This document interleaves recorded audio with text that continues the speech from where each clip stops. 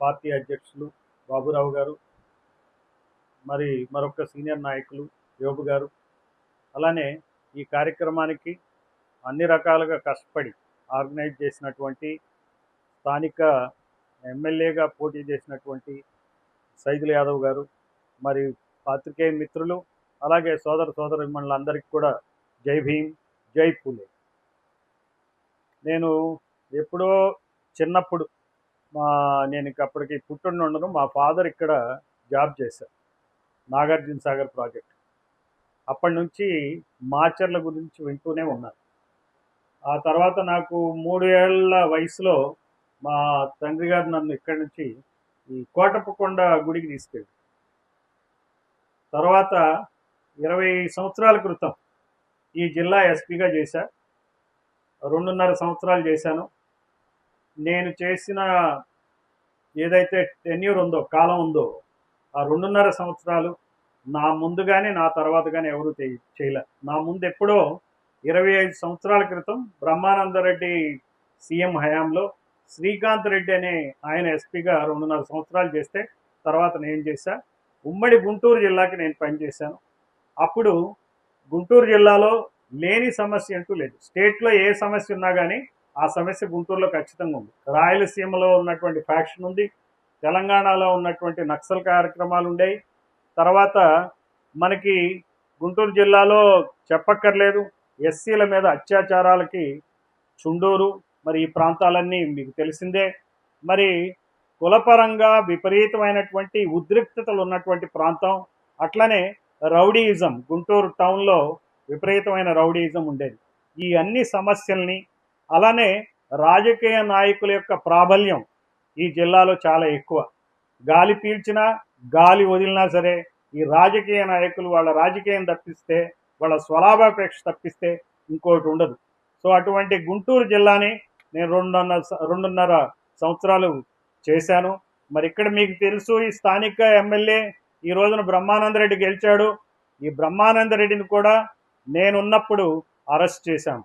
అతను ఒక పెద్ద ఫ్యాక్షన్ మర్డర్లో రెడ్లని 5 or 7 నాకు నంబర్ గుర్తులేదు కానీ 7గురిని దుర్గి వెళ్ళే దారిలో మరి అటకాయించి వాళ్ళ బృందం గొడ్డళ్లతో, కత్తులతో పొడిచి, గొడ్డళ్లతో నరికి దారుణంగా హత్య చేసింది.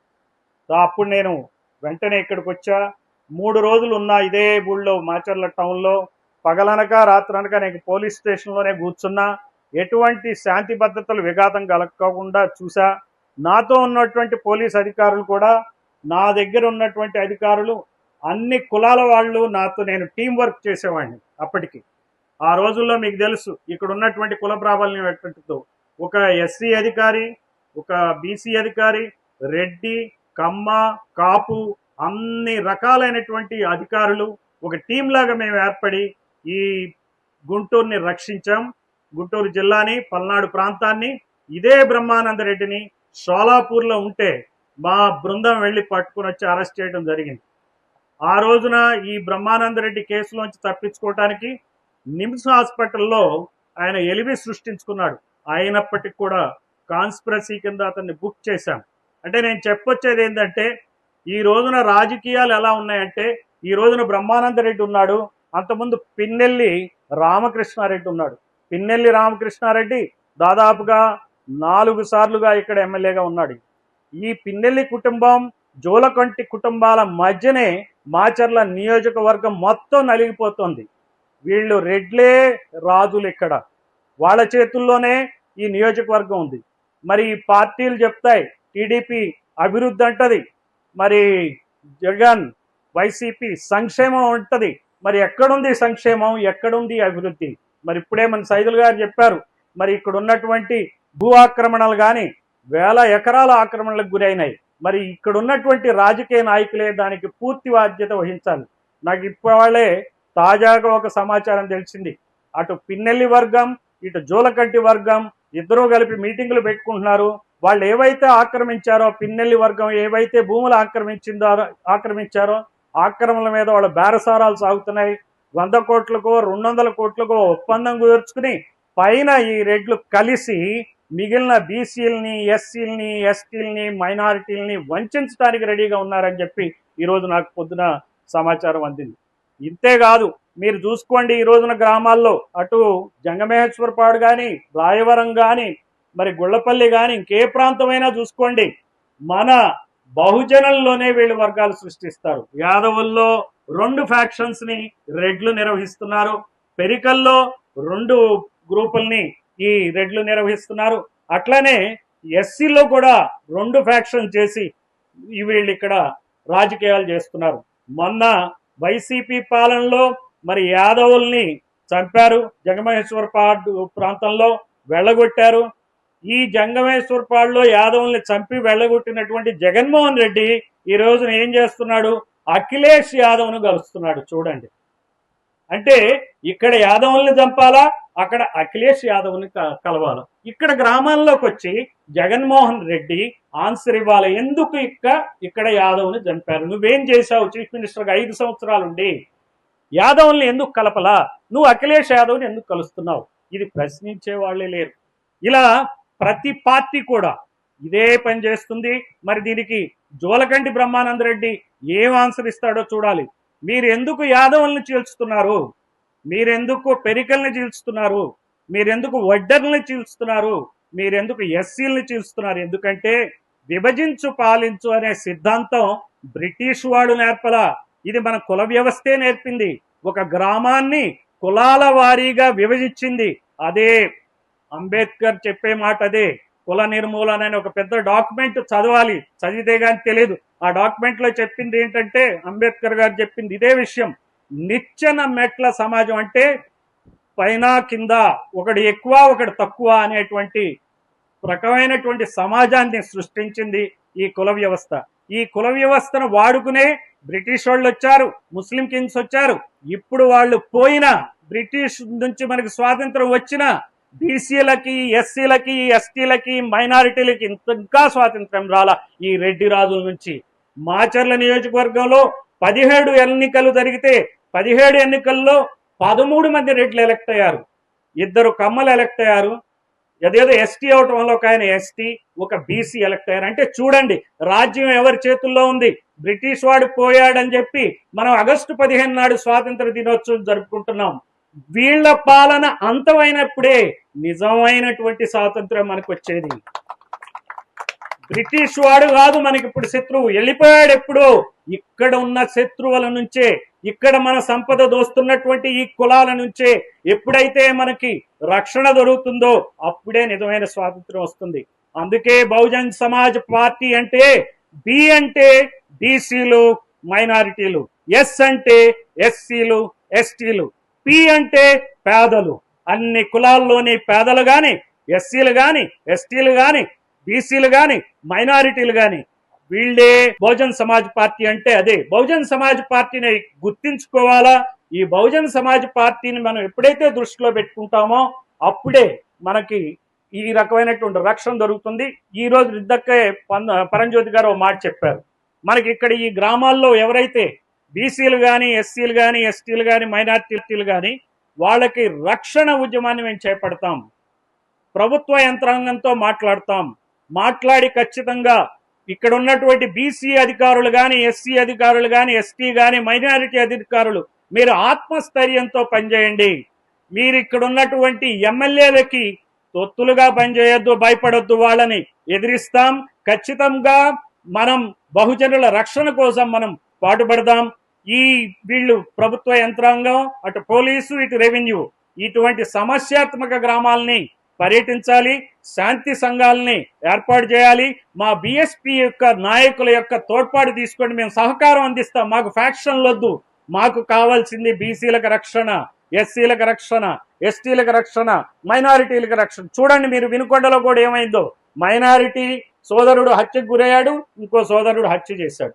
ఈ రెండు కూడా మైనారిటీల్లో 2 ఫ్యాక్షన్స్ ని ఆ 2 పార్టీలు వినుకొండలో నిర్వహించాయి. ఎప్పుడైతే ఈ చంపిన వ్యక్తి తన మీద దాడి జరిగినప్పుడు తనకి ఆ రోజునున్నటువంటి ప్రభుత్వం కానీ, పోలీస్ కానీ సహాయం చేయకపోయేటప్పటికీ ప్రభుత్వం మారంగానే అతను కక్ష తీర్చుకున్నాడు, టీడీపీ బ్యానర్ కింద దాడి చేశాడు. ఆ రకంగా వీళ్ళు ఏం చేస్తున్నారంటే ముస్లింలని వినుకొండలో విడగొడుతున్నారు. ఇలా ప్రతి చోట విడగొట్టే సిద్ధాంతమే. వీళ్ళ క్యాడర్ని మెయింటైన్ చేసుకోవాలా. అభివృద్ధి అనేది బూటకం అని మాచర్లను చూస్తే తెలుస్తుంది, సంక్షేమం అనేది బూటకం అని మాచర్లను చూస్తే తెలుస్తుంది. ఇక్కడ లేనిది స్వేచ్ఛ, ఇక్కడ లేనిది సమానత్వం. రాజ్యాంగం చెప్పేది అదే. మనకు స్వేచ్ఛ లేదు, ఇక్కడ బహుజనులకు స్వేచ్ఛ లేదు, వాళ్ళ జీవితాలను వాళ్ళు నడుపుకునేటువంటి పరిస్థితి లేదు. కాబట్టి మనం స్వేచ్ఛ సమానత్వం, మనకి అధికారంలో ఏ రకమైనటువంటి పాత్ర లేదు. మనం ఇంకా ఏదో పతితులార భ్రష్టులార బాధా సర్పదష్టులార అన్నట్టు కడు హీనులార దీనులార అని ఇలా ఉంది మన పరిస్థితి. అందుకే బిఎస్పి చెప్తుంది, ఏడవకండి బిఎస్పి రథచక్రాలు వస్తున్నాయి. లెటర్ ఇదొకటే కాదు, ఇంకొక ఉద్యమం కూడా చేపడుతున్నాం. కులగణన అనే దానికి మేము ఎక్కువ ప్రాధాన్యత ఇస్తున్నాం. ఇప్పుడు మన దేశంలో ముఖ్యంగా మాచర్లలో 3 రకాలైన కులాలు ఉన్నాయి. ఒకటి సీఎం కులం, రెండోది ఎమ్మెల్యే కులం, మూడోది ఓటర్ల కులాలు. ఇక్కడ దాదాపుగా అందరూ ఓటర్ల కులాలే.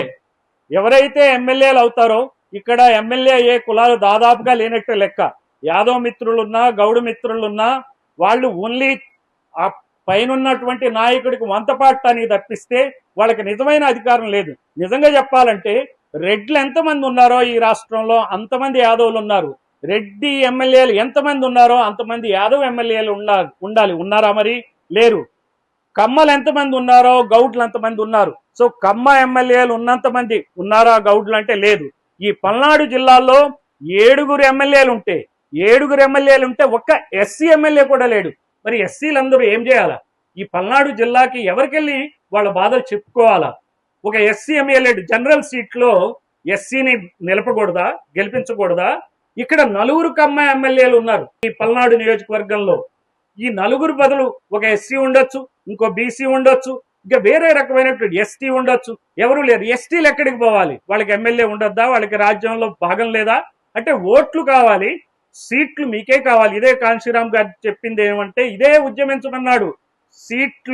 ఓట్లు మావి, సీట్లు మీవా అని ప్రశ్నించమన్నాడు. ఈ దృష్టితో మనం అందరం పనిచేయాలి.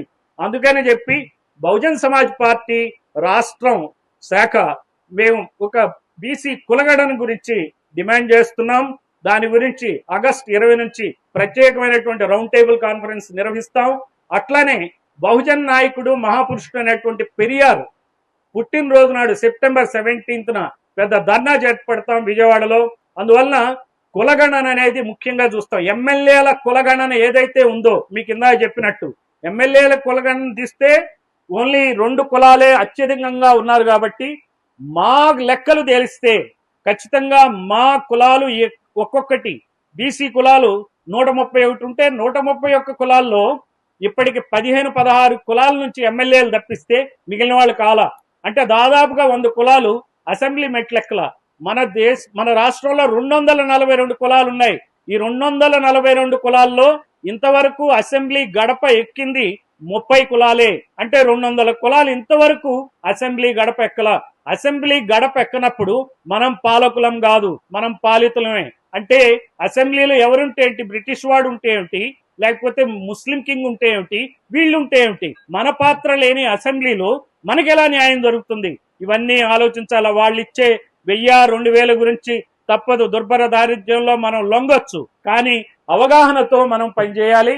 సో కులగణన అనే అంశాన్ని ఖచ్చితంగా బహుజన్ సమాజ్ పార్టీ తీసుకుంటుంది. అలానే పల్నాడు ప్రాంతంలో బీసీ, ఎస్సీ, ఎస్టీ మైనారిటీల రక్షణ ఉద్యమాన్ని కూడా మన బహుజన్ సమాజ్ పార్టీ చేపడుతుంది. మరి ఈ రకంగా ప్రజలు చైతన్యవంతులై ప్రశ్నించే గుణం అలవాటు చేసుకుని ప్రశ్నించలేకపోయినా అర్థం చేసుకుంటే చాలు. ఈ రోజున ప్రజలందరికీ ఒకటి అర్థమవుతుంది. ఈ రోజున ప్రభుత్వాలు మారుతున్నాయంటే 10,000 కోట్లు ఖర్చు పెట్టినా సరే జగన్మోహన్ రెడ్డి ప్రభుత్వం దిగింది అంటే కారణం ఏంటంటే తెలియకుండా ఒక సైలెంట్ వేవ్, సైలెంట్ అండర్స్టాండింగ్ ప్రజల్లోకి వచ్చేసింది. అవగాహన వస్తుంది. ఈ పార్టీ వద్దు, ఈ పార్టీ వద్దు, ఈ పార్టీ వద్దు అనేటువంటి అవగాహన వస్తుంది. కరెక్ట్ గా ఎందుకు, ఎలా వద్దు అనేది రకరకాల కారణాలు ఒక్కొక్కళ్ళు చెప్పినప్పటికీ చివరికి ఈవీఎం దగ్గరికి వెళ్ళినప్పుడు మేట నొక్కుతున్నారు. ఈ పార్టీని పంపించడమే పనిగా వాళ్ళు ఎలక్షన్ లో పార్టిసిపేట్ చేస్తున్నారు. అందుకే ప్రభుత్వాలు మారుతున్నాయి. వీళ్ళు ఎన్ని వేల కోట్లు కుమ్మరించినప్పటికీ ఓడిపోవడానికి కారణం ఏంటంటే ప్రజల్లో ఉన్నటువంటి సైలెంట్ నిశ్శబ్ద చైతన్యం. ఈ నిశ్శబ్ద చైతన్యంతోనే మనం ముందుకెళ్ళాలి. ఖచ్చితంగా అప్పుడే మాచర్ల నియోజకవర్గం బాగుపడుతుంది. మాచర్ల నియోజకవర్గం మీద బహుజన్ సమాజ్ పార్టీ ఖచ్చితంగా ప్రత్యేకమైన దృష్టి పెడుతుందని చెప్పి తెలియజేస్తూ, మరి ఈ కార్యక్రమాన్ని మంచిగా ఆర్గనైజ్ చేసినటువంటి సైదుల్ గారికి, అట్లానే బాబురావు గారికి, అందరి మిత్రులకి ధన్యవాదాలు తెలియజేస్తూ, పాత్రికేయ మిత్రులకి కూడా మరి ఇబ్బంది అయినా సరే మీరు ఉన్నందుకు మీకు కూడా మా ధన్యవాదాలు. అలాగే భోజనం టైం కూడా అవుతుంది. మీరు నాకన్నా, నేను చాలా పెద్దవాడిని, నా వయసు ఇప్పుడు 62 ఏళ్ళు. కాబట్టి నా వయసు వాళ్ళే మీరు ఎక్కువ మంది ఉన్నారు కాబట్టి మరి అనారోగ్యం రకరకాల ఇష్యూస్ ఉంటాయి కాబట్టి మనం తొందరగా నేను ముగిస్తాను. సో ఈ అవకాశం ఇచ్చినందుకు మాచర్ల పుర ప్రముఖులకు, ప్రజలకు అందరికీ ధన్యవాదాలు. Thank you.